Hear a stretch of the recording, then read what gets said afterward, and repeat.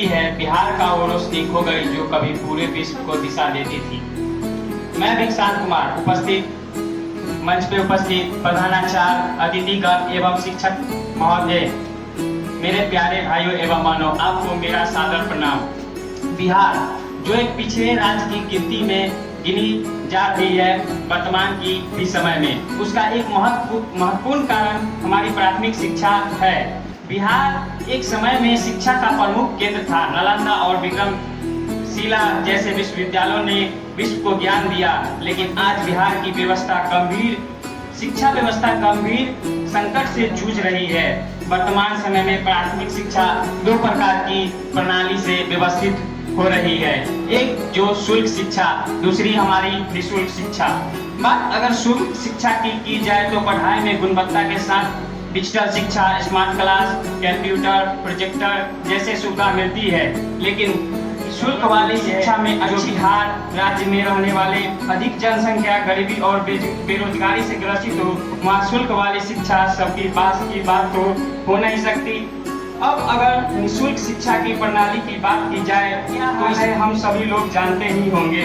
पाना तो हर कोई सरकारी नौकरी चाहता है, लेकिन सरकारी संस्था में विश्वास न के बराबर रह गई। बात इनमें हमारे यहाँ कर्मचारी, सरकारी संस्था में काम करने वाले कर्मचारी की जाए तो अधिकतम कर्मचारी लोग नैतिकता की कमी व राष्ट्र के प्रति ईमानदारी दिखाई ही नहीं देती, उनको सिर्फ पैसा दिखाई देता है। हमारी शिक्षा का महत्व को भी बस इतना समझने जाने लगा है कि शिक्षित वही है जिनके पास सरकारी नौकरी अथवा अच्छी खासी पैसा कमाने का साधन हो। अब बात निःशुल्क शिक्षा की जाए तो क्या कारण है कि हमारी प्राथमिक शिक्षा प्रणाली दिन ब दिन कमजोर होती जा रही है। सरकारी स्कूलों में शिक्षक की गंभीरता से न पढ़ाना और कुछ गैर शिक्षकीय कार्यों में लगे रहते हैं। पढ़ाई में गुणवत्ता नहीं बल्कि नामांकन और पास प्रतिशत बढ़ाने पर जोर दिया जाता है। बच्चों को बिना परीक्षा या योग्यता दिया जाता है। डिजिटल शिक्षा, स्मार्ट क्लास, कंप्यूटर, प्रोजेक्टर जैसी सुविधाएं नाम मात्र की है। वर्तमान समय में भाषा की शिक्षा पर अच्छी खासी असर डाल रही है।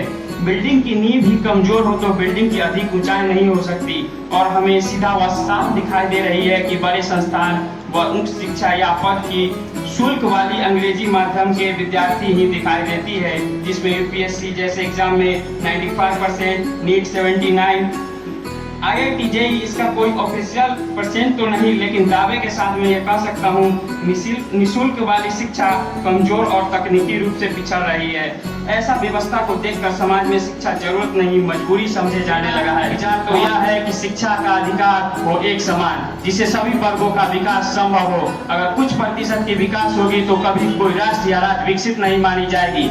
बिहार की शिक्षा व्यवस्था का पिछड़ापन केवल स्कूलों या सरकार की गलती नहीं बल्कि यह विफलता है। जब तक शिक्षा का मात्र औपचारिकता नहीं बल्कि विकास का आधार माना जाएगा, कब तक सुधार संभव ही नहीं। अब भी समय है संभालने का फिर से नालंदा जैसे सपने बुनने का। अगर शिक्षा को फिर से समझा जाए तो बिहार फिर से दुनिया को पढ़ा पाए। Thank you.